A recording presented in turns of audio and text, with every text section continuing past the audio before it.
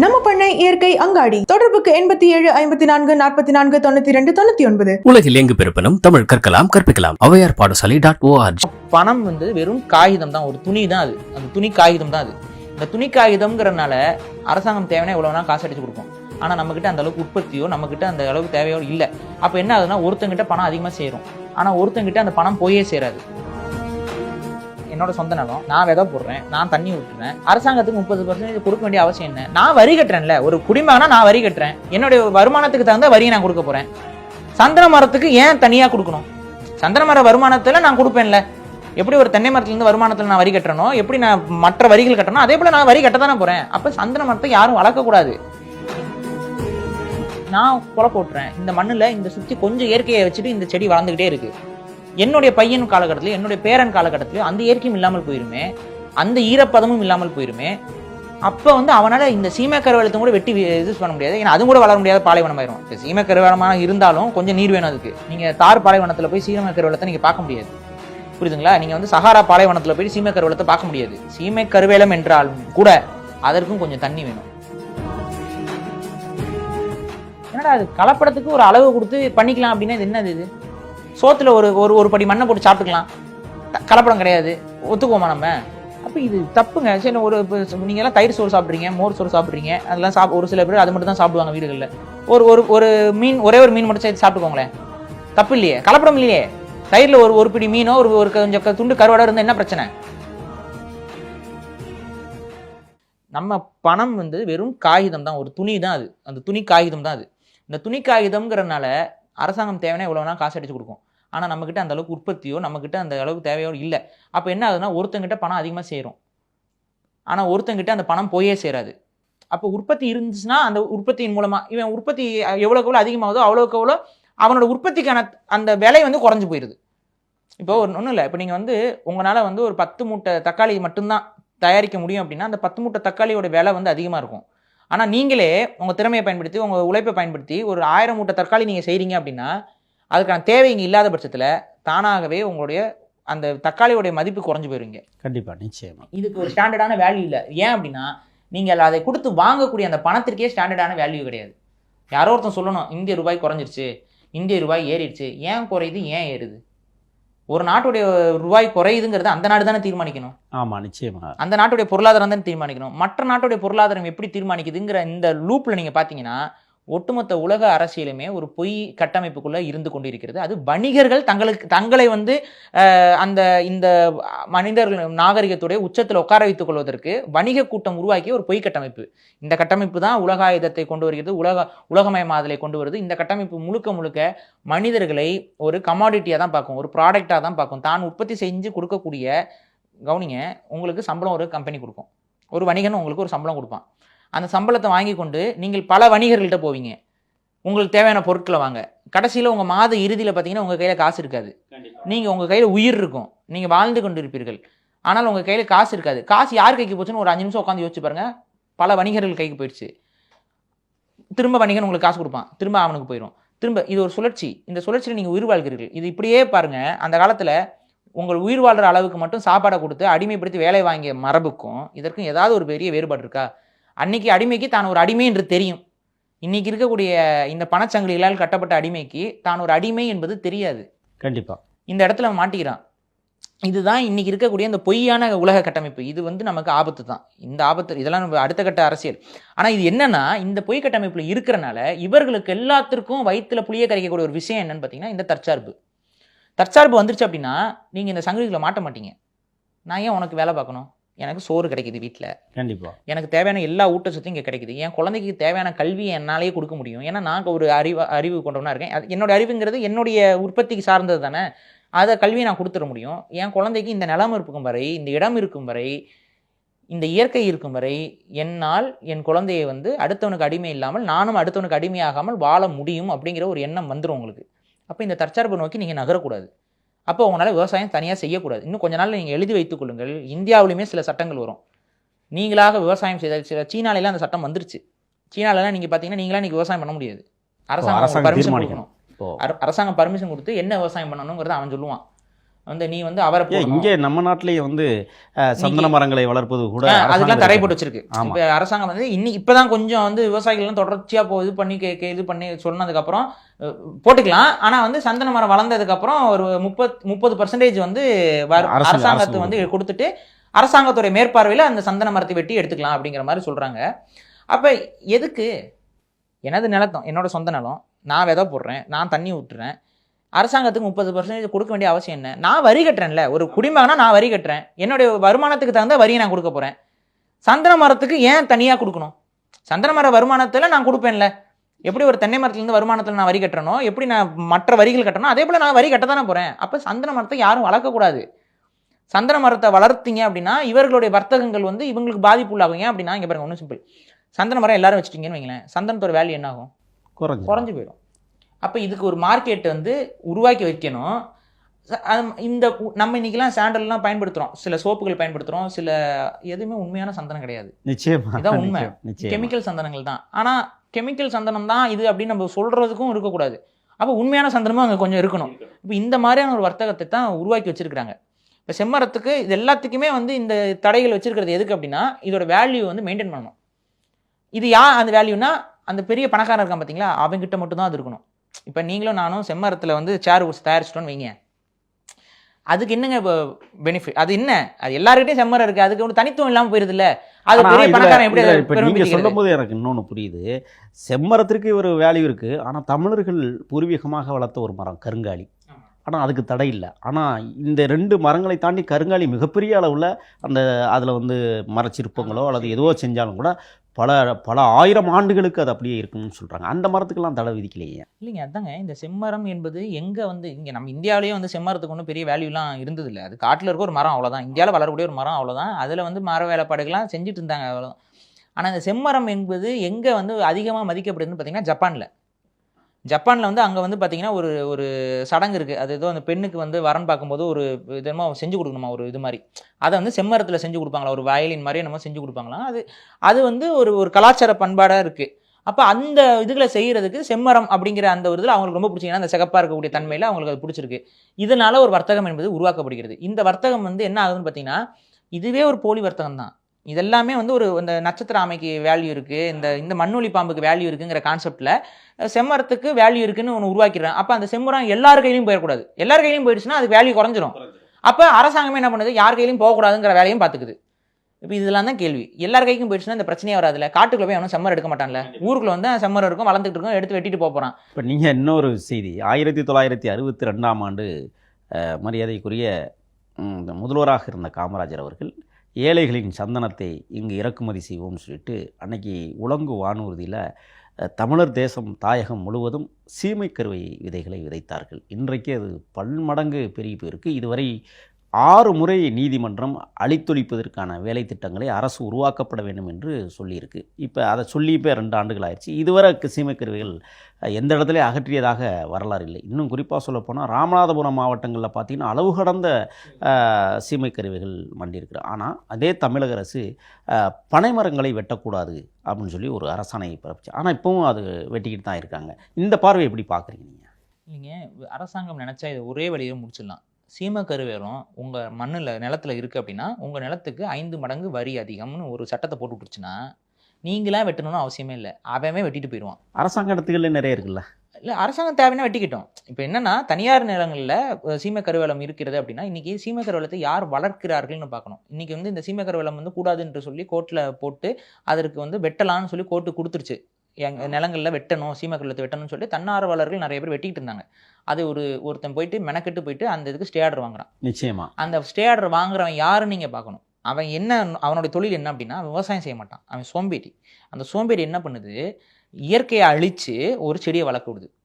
அந்த செடி வந்து இயற்கை அழிச்சது வளரும், அதனால இயற்கைக்கு பெரிய சேதமாகும், சூழலுக்கு பெரிய சேதமாகும். அதை பற்றி அந்த சோம்பேறிக்கு கவலை கிடையாது. இந்த செடி வளர்ந்ததுக்கப்புறம் இதை வந்து இந்த கறி பயன்படுத்துகிறாங்களா, வெட்டி கொண்டு போய் எரிக்கிறதுக்கு இந்த இது வந்து பார்த்திங்கன்னா நல்லா எரியும்.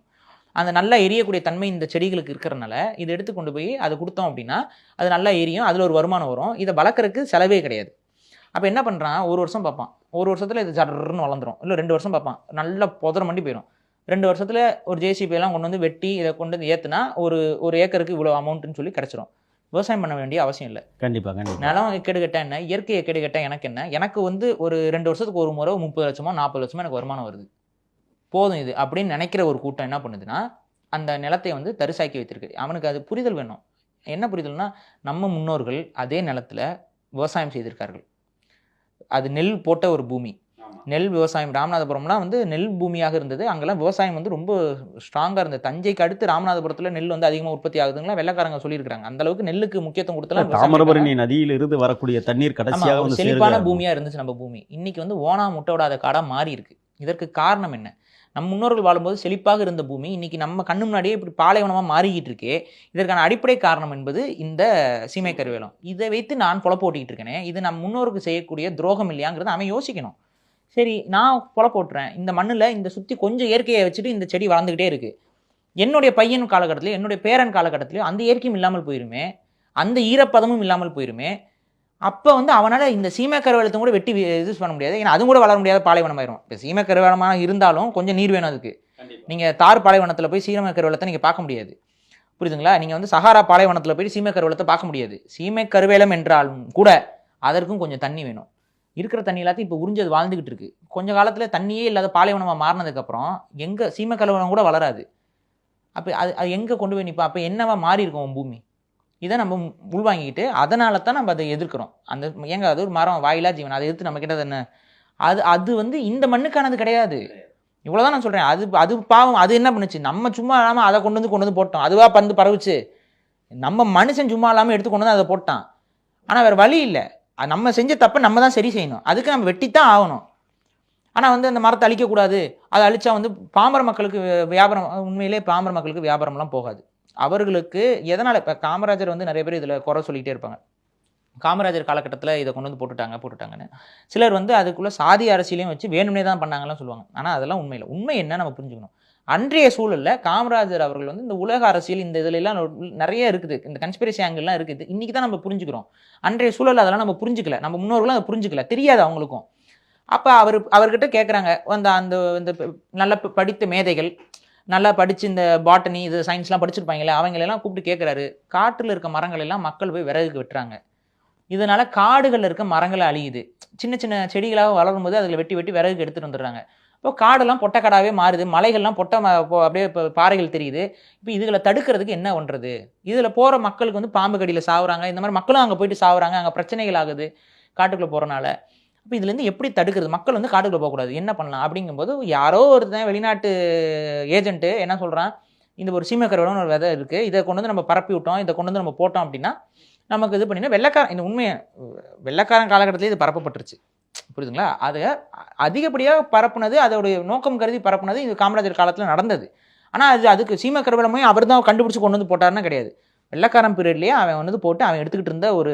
இல்லை, நீங்கள் குறிப்பிட்டதை போல் இப்போ வெள்ளைக்காரன் கொண்டாந்து இங்கே போட்டிருந்தான்னு சொன்னால் கர்நாடகத்தில் சீமை கருவேலம் இல்லையா? இல்லை, அவங்க ஒழிச்சிட்டாங்க. அதான் நான் சொல்கிறேன். கேரளாவில் நீங்கள் சீமை கருவேலத்தை நீங்கள் பார்க்க முடியாது, ஒழிச்சிட்டாங்க. நடுவில் சட்டத்தை போட்டு கேரளா கவர்மெண்ட் அது கிட்டத்தட்ட 30-40 வருஷத்துக்கு முன்னாடி அழிச்சாச்சு சீமை கருவேலத்தை. இன்றைக்கி கேரளா எவ்வளோ செழிப்பாக இருக்குது. ஒன்றும் இல்லைங்க, நீங்கள் ஒன்றும் இல்லை, சேட்டலைட் இருக்குல்ல, சேட்டலைட்டில் பாருங்கள், தமிழ்நாடு அழியுதுன்னு சொன்னால் இவங்க நம்ப மாட்டேங்கிறாங்க. சேட்டலைட் எடுத்து இந்த கூகுள் மேப்ஸ் இந்த சேட்டலைட் இருக்குல்ல, அப்படி ஜூம் பண்ணி பாருங்கள், அது ஒரு பச்சை கலரில் காட்டும் அந்த ஒவ்வொரு பகுதியும். கேரளாவை எவ்வளோ அடர்பச்சையில் காட்டும். தமிழ்நாட்டை வந்து இப்போ ப்ரௌனாக காட்டிகிட்டு இருக்கு. புரிய வேண்டாம், பச்சையாக காட்டிட்டு இருந்தாங்க. இன்னும் இதே ஒன்றும் இல்லை, ஒரு 30-40 வருஷத்துக்கு முன்னாடி பாருங்கள், ஒரு மாதிரி ஒரு மெல்லிய பச்சையில் காட்டுச்சு அந்த மேப்பு. இன்றைக்கி வந்து அது ஒரு மாதிரி ப்ரௌனாக காட்டுது, அந்த மண்ணு கலரில் காட்டுது. அப்படின்னா நம்மளுடைய சேட்டலைட் இமேஜ்லேயே நம்மளுடைய ஊர் எப்படி கலர் தெரியுதுன்னு பாருங்கள். அப்போ நம்ம கொஞ்சம் கொஞ்சமாக பாலைவனமாக மாறிக்கொண்டே இருக்கிறோம் நம்ம அறியாமல். அப்போ அதை தடுக்கணும் அப்படின்னா அதுக்கு ஒரு ஸ்டெப்பு வந்து இந்த சீமை கருவேலத்தை தமிழ்நாட்டில் ஒழித்தல். தமிழக அரசு வந்து இந்த மாதிரி ஸ்டே ஆர்டர்லாம் வாங்கிட்டு இருந்தால் வேலைக்கு ஆகாது, இது தப்பு. உடனே என்ன சொல்கிறாங்கன்னா, சீமை கருவேலத்தால் இயற்கைக்கு பாதிப்பாகும் அப்படிங்கிறதுக்கு போதுமான ஆதாரங்கள் இல்லை. யார் அந்த ஆதாரத்தை தேடணும்? அரசாங்கம் தானே தேடணும். இந்த மாதிரி ஒரு செடி பரவுது, இங்கே இந்த செடி பரவுன இடங்கள் எல்லாம் நமக்கு வந்து வறட்சியாக இருக்குது. அப்போ இதுக்கான ஆதாரங்கள் என்னன்னு சொல்லி ஒரு ஆய்வு டீம் அனுப்பி அந்த ஆய்வு டீமுடைய அறிக்கையை பார்க்கணும்ல. அதை அரசாங்கம் பண்ணாதான். நம்மள மாதிரியான தன்னார்வலர்கள் வந்து பண்ணணும். நான் கொண்டு வந்து கொடுத்தா நீ என்ன சொல்லுவேன்? போதுமா, இது நீங்கள் யார் இதை பண்ணுறதுக்குன்னு கேட்பேன். தமிழ்நாட்டில் ராமநாதபுரம் மாவட்டத்தில் வந்து சீமை கருவிகள் அதிகமாக இருக்குது. அது வந்து வளர்த்து அளிக்குது. புதுக்கோட்டை மாவட்டத்தில் யூக்கலிப்டஸ் என்கிற மரங்கள் வந்து அதிகமாக இருக்குது. ம். இந்த பார்வை எப்படி இருக்குன்னு நீ இல்லை, யூக்கலிப்டஸை பொறுத்த வரைக்கும் அது வந்து மலைப்பகுதிகளில் வளரக்கூடிய ஒரு மரம். இதையும் போட்டவன் வந்து இவனுங்க தான், வெள்ளைக்காரன் தான் வந்து போட்டான். நோக்கம் என்ன அப்படின்னு பார்த்தீங்கன்னாங்க, வெள்ளைக்காரனுடைய அடிப்படை நோக்கம் என்ன, நம்ம போனதுக்கு அப்புறமும் இந்த மக்கள் வந்து ஒரு வளம் பெற்ற மக்களாக மாறிவிடக்கூடாது, இவர்களுடைய பலம் என்பது நம்ம கட்டுப்பாட்டுக்குள்ளே இருக்கணும். அப்போ எதெல்லாம் போட்டு விட்டா இவர்களுக்கு பிரச்சனையாக மாறும், இவங்களுடைய சீதோஷ நிலை மாறி இவர்களுடைய அந்த உண்மையான தன்மை எல்லாத்தையும் கெட்டு போகிற மாதிரியான ஒரு செயலை தான் வந்து அவன் யூக்கலிப்டஸை போடுறான். இன்னொரு கவனிக்கணும், இப்போ மலேசியா இருக்குது பார்த்தீங்களா, மலேசியாலையும் இதெல்லாம் போட்டான். ரப்பர் தோட்டங்கள்லாம் அதிகமாக போட்டு போனான். ரப்பர் தோட்டம்லாம் இயற்கையில் அங்கே கிடையாது. இவன் கொண்டு வந்து அவனோட தேவைக்காக அங்கே மலைகளில் ரப்பர் தோட்டம் போட்டான். தமிழர்களும் கூட அந்த ரப்பர் தோட்ட வேலைக்கெல்லாம் கொண்டு போய் போட்டான். அவன் மலேசியா வந்து சுதந்திரமாகும் பொழுது அவன் என்ன பண்ணுறான், ரப்பர் தோட்டங்கள் எல்லாத்தையும் மூடுறான். அங்கே பல ஊழியர்கள் இருக்கிறாங்க, பல முதலாளிகள் இருக்காங்க, யாரையுமே அவன் கண்டுக்கல. ரப்பர் தோட்டம் என்னுடைய மண்ணுக்கு வந்து பெரும் கேடு.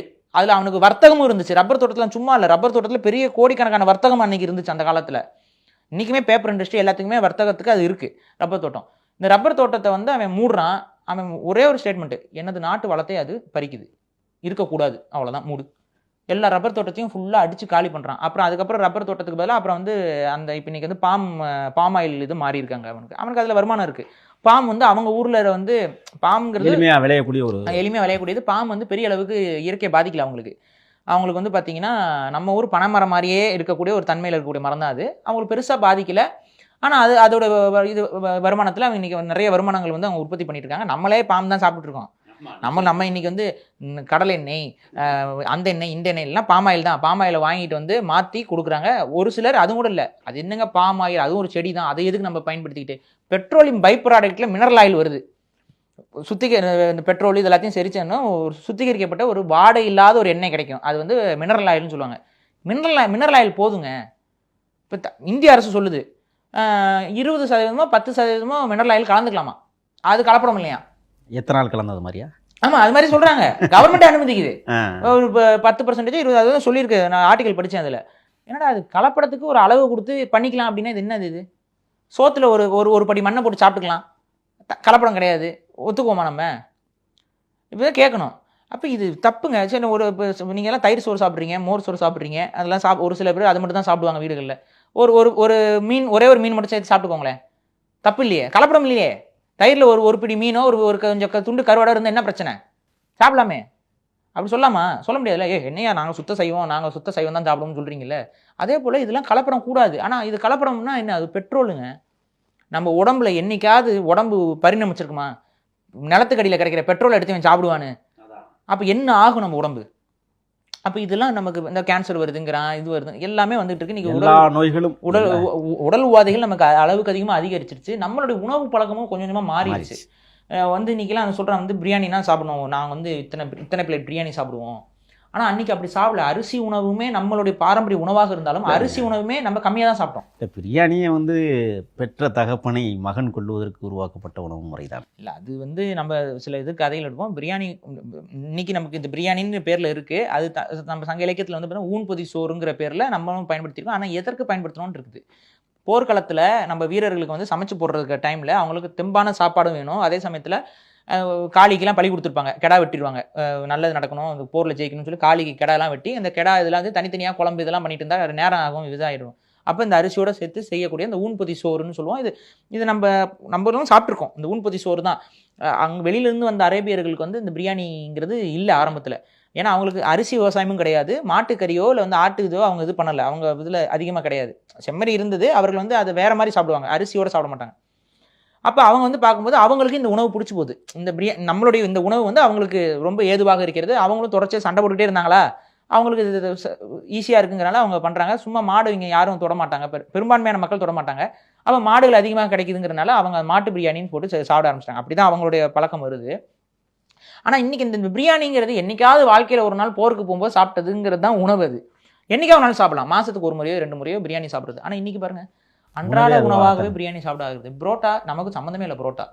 புரோட்டா இன்றைக்கி வந்து பார்த்திங்கன்னா தென் மாவட்டங்கள்ல எல்லாம் பார்த்திங்கன்னா அது வந்து ஒரு இரவு நேர உணவாக இன்னைக்கு எல்லாரும் சாப்பிட்ற ஒரு உணவாக. எங்கள் செட்டிநாடு சீமையில் இப்போ இரவு உணவாக புதுசாக ஒன்று கண்டுபிடிச்சிருக்காங்க. முட்டை மாஸ் புரோட்டா. அதுக்கு ஒரு தனி விலை போடுறான். தினந்தோறும் இப்போ எங்கள் செட்டிநாடு சீமையிலே புதிய வகை உணவாக இருக்குது. ஆமாம், நிறைய உணவுகள் வந்து புதுசாக இந்த மாதிரி கண்டுபிடிச்சி கொண்டு வந்துடுறாங்க. நான் என்ன சொல்கிறேன்னா, நீங்கள் புதுசாக கண்டுபிடிச்சி கொண்டு வாங்க, அதில் ஆரோக்கியம் இருக்காங்கிறது சேர்த்து பாருங்கள்.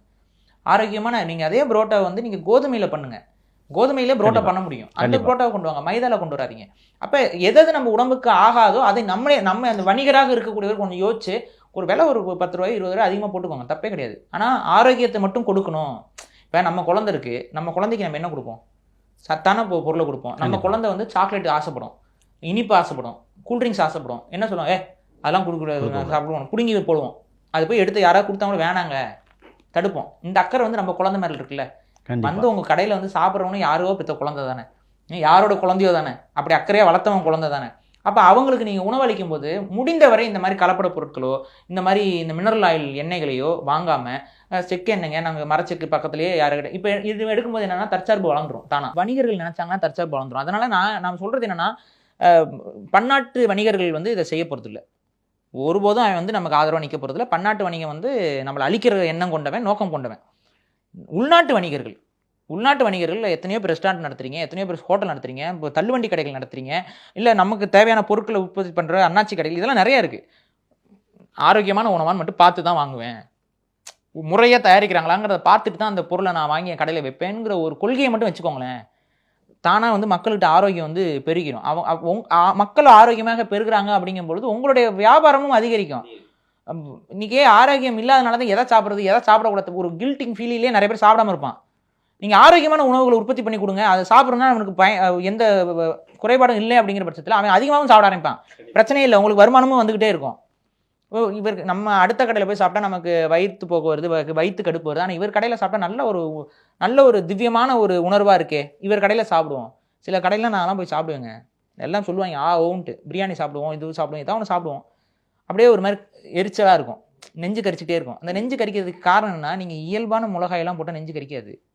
இவங்க என்ன பண்ணுவாங்கன்னு பார்த்தீங்கன்னா, அதில் கெமிக்கல்ஸ் இருக்குது. அதில் நிறைய பேருக்கு தெரியறதில்ல. சில அந்த நமக்கு ஆகாத உப்பு, இந்த அஜினோமோட்டோங்கிற இந்த உப்புகள் எல்லாம் போடும் பொழுது என்ன ஆகுதுன்னா, அது நம்ம உடம்புக்கு வந்து ஒவ்வாது. ஏன்னா அது நம்ம உடம்பு பழகுனதில்லை, அதனால அதுக்கு அந்த ஒவ்வாமை ஏற்படுது. அந்த ஒவ்வாமை தான் நமக்கு ஒரு மாதிரி ஒரு மந்த நிலையை ஏற்படுத்துது. உணவில் அந்த இதெல்லாம் இருக்குது. அப்போ இதெல்லாம் மாறணும் அப்படின்னா நம்ம தற்சார்பு சார்ந்த உணவு பழக்க வழக்கங்களும் போங்க.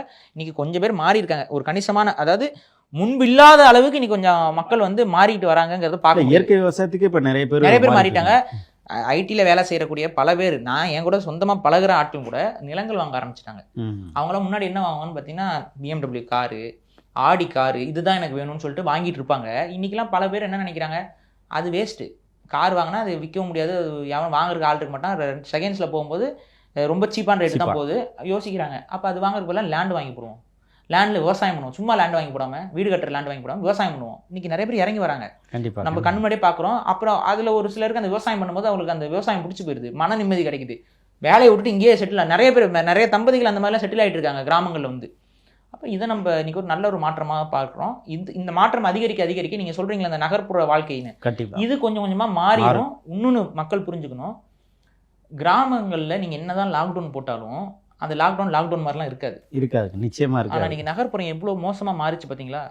கொரோனா காலகட்டத்தில் நீங்கள் வீட்டுக்குள்ளே இருந்தீங்க, அரசாங்கம் என்ன பண்ணுச்சு, உங்கள் வீட்டுக்கு முன்னாடி வந்து ஆணி அடிச்சுட்டு போகிறான்.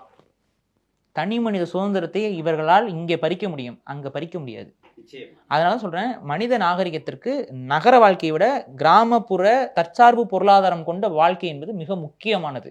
அதை நம்ம பதிவு பண்ணுறோம். கண்டிப்பாக இவ்வளவு நேரம் எமது வலையொலி தளத்தில் ஆழமான கருத்துக்களை, அதுங்க எதை கேட்டாலும் வந்து உள்ளாய்வு கருத்துக்களோடு நம் உறவுகளுக்கு வழங்கிய ஐயா அவர்களை பாராட்டி மகிழ்கிறோம். நன்றி. இதுவரை நம்மோடு வரலாற்று ஆய்வாளர், சிந்தனையாளர், மரியாதைக்குரிய பாரிசாலன் அவர்கள் இயற்கை சார்ந்த விடயங்களையும் அதன் சூழ்நிலையையும் பற்றி மிக தெளிவாக ஆழமான கருத்துக்களை வழங்கியிருக்கிறார்கள். அடுத்த பதிவில் நாம் இன்னொரு முறை சந்திக்க இருக்கிறோம். அதுவரை உங்களிடமிருந்து விடைபெறுகிறோம். நன்றி, வணக்கம்.